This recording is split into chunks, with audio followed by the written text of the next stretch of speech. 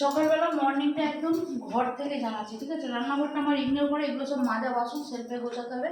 তবে হ্যাঁ, সকাল সকাল একটা ছোট্ট কোশ্চেনের অ্যান্সার দিই।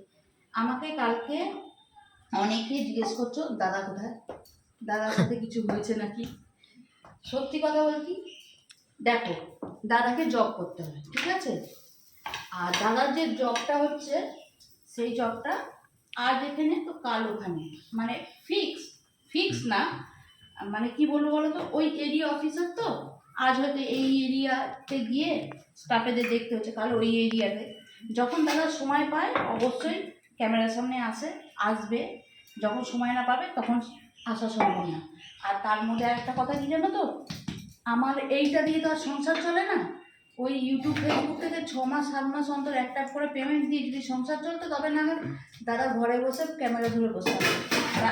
দাদার বউ বা দাদা কেউই ক্যামেরা ধরে বসে তো আর সংসার চলে না, বা আমাদের জীবনও চলবে না। জব করতেই হবে, কাজ করতেই হবে। সেই জন্য দাদা যখন সময় পাবে তখন আবার আসবে, বুঝেছ? এটাই বলার ছিল। চলো, সকালটা শুরু হয়েছে, আপাতত ছেলেদের টিফিন হচ্ছে, আর ছেলেদের ভাত খাওয়া হয়ে গেছে, তাই তো? হ্যাঁ, ছেলেদের ভাত খাওয়া হয়ে গেছে। আর কি দিয়ে ভাত খেয়েছে জিজ্ঞেস এই করো। তো ফুলকপি আলুর তরকারি। তরকারিটা কেমন হয়েছে বাবা? হেভি হয়েছে, ভালো হয়েছে। খুব ভালো হয়েছে। সেদ্ধ তরকারি কি আছে, হ্যাঁ, ভালো হয়েছে। সেদ্ধ তরকারি ভালো আচ্ছা, হয়েছে। তবে এই তরকারিটার কথা বলি, এই তরকারিটা কিন্তু কে করেছে বাবা? বাবা। হ্যাঁ, কি টেস্ট হয়েছে। একটা জিনিস দেখবে, এই দেখো, আমার বর তরকারি করতে এমনিতে সেদ্ধ, তেল নেই, এই যে গোটা গোটা এলাচ ফোড়ন দিয়েছে।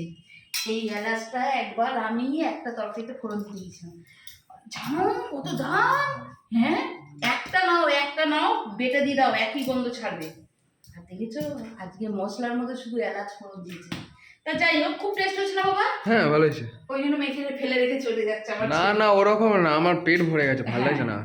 তা যাই হোক, এই হচ্ছে ব্যাপার। চলো, সকালটা শুরু হয়েছে, এরপর বাকিটা দেখে।